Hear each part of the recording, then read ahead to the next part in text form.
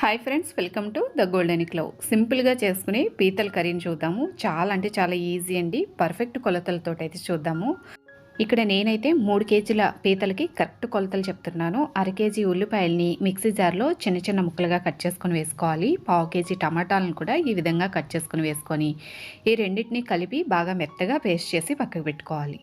ఇప్పుడు మసాలా రెడీ చేసుకోవడానికి ఇంకొక మిక్సీ జార్ తీసుకొని దాంట్లోకి 2 దోసెళ్ళ వరకు ధనియాలు, ఒక చిన్న స్టార్ అనాసి పువ్వు ఉంటుంది కదా, అది ఫుల్గా వేసుకోవాలి గింజలతో సహా. 6 నుంచి 8 ఇంచుల వరకు దాల్చిన చెక్క, అలాగే ఇక్కడ నేను 10 నుంచి 12 వరకు లవంగాలు తీసుకున్నానండి. ఘాటు తక్కువ కావాలంటే ఇంకా తగ్గించుకోవచ్చు.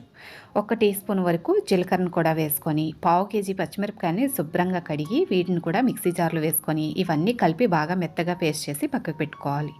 ఇప్పుడు స్టవ్ ఆన్ చేసి గిన్నె పెట్టుకొని దాంట్లోకి ఒక పావు కేజీ నూనె వేసుకున్నాక నూనె వేడిగా అయిన తర్వాత ఇప్పుడు ముందుగా చేసి పెట్టుకున్న పచ్చిమిరపకాయలు, గరం మసాలా ఉంది కదా, అది వేసి నూనె పైకి తేలేంత వరకు వేయించుకోవాలి.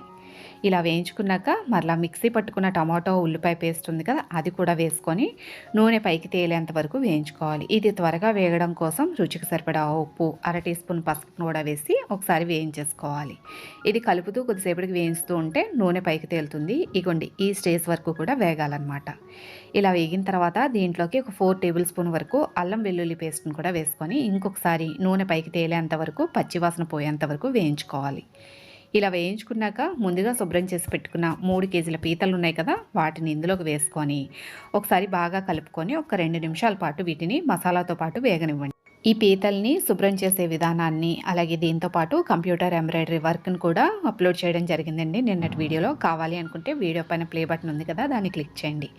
ఇప్పుడు పీతలు వేగాక మీ టేస్ట్కి తగ్గట్టుగా కారాన్ని కూడా వేసుకొని ఇంకొకసారి కలుపుకున్న తర్వాత పీతలు మునిగేంత వరకు నీళ్ళని పోసుకోవడమే. మరీ ఎక్కువ నీళ్ళు పోస్తే ఎక్కువసేపు ఉడికించాల్సి ఉంటుంది. నీళ్ళు ఎక్కువ కాకుండా పీతలు మునిగేంత వరకు మాత్రమే నీళ్ళని పోసుకోవాలి.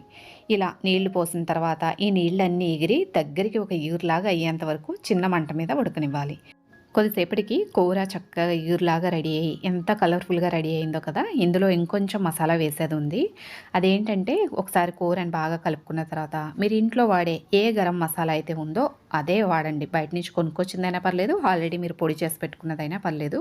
2 టీ స్పూన్ వరకు గరం మసాలా పౌడర్ని, అలాగే ఒక పిడికెడు కసూరి మేతిని, కొంచెం కొత్తిమీరని వేసుకున్నామంటే పీతల కూర రెడీ అయిపోతుంది. ఇంకా డీటెయిల్డ్గా కావాలి అనుకుంటే వీడియో పైన ప్లే బటన్ ఉంది కదా, దాన్ని క్లిక్ చేయండి. Thank you for watching.